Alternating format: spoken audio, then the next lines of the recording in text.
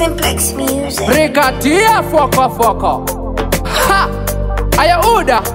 Aya Simplex Music. Tell him swapin'. Chirere mangwana chikokurera wo Mwari komborera mai vangu vapei mazuva akawanda ekurarama wo vambotya are mwana wavo ndine mari ndaitenga iri ndeke smati iro ndatenga mukoke chikafu icho ndakutengera imutye wakaita basa mai rekai ndivapike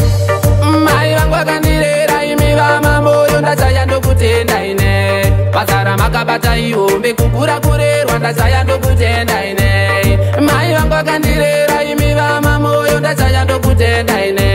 basa ramakabata ihombe kukura kurerwa ndachaya ndokutenda ine akanditsitsisa ndisaponede chekuba chanda mwanangu mangwana uchaita baba uchada mukatsi uchaita vana usatambise mukana kana wauwana mukatsi mumwe ochengetedza utano usakanganwe kuna mata nekuti nyika yaipa yakatsara vanobata vane moyo yakashata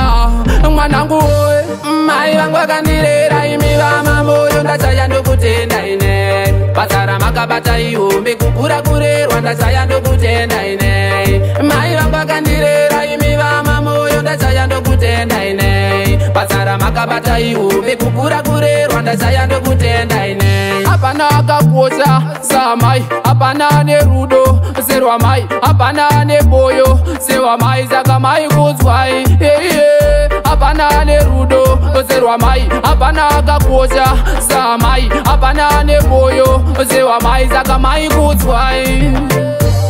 mai vangu vakandirera imi vamamboyo ndachaya ndokutenda ine basa ramakabata ihombe kukura kurerwa ndachaya ndokutenda ine mai vangu vakandirera imi vamamboyo ndachaya ndokutenda ine basa ramakabata ihombe kukura kurerwa ndachaya ndokutenda ine chivere mangwana chikokurerawo Mwari komborera mai vangu vapei mazuva akawanda ekuraramawo vambotya are mwana wavo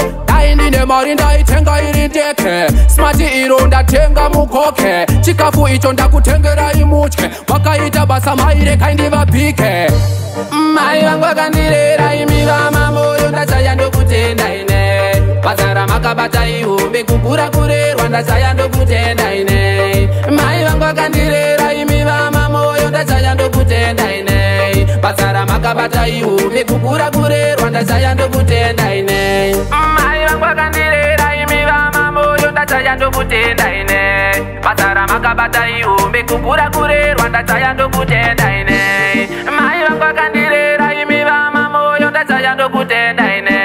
basa ramakabata ihombe kukura kurerwa ndachaya